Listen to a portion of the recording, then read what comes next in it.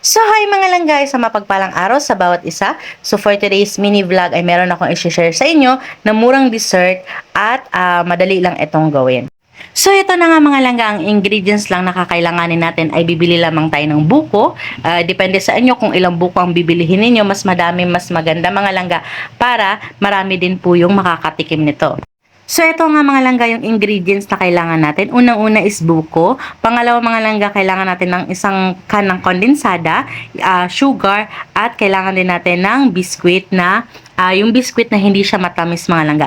Any kind of biscuit basta hindi siya matamis. Pwedeng Skyflakes. At ito naman dito sa video na ginamit natin dito ay yung Marie.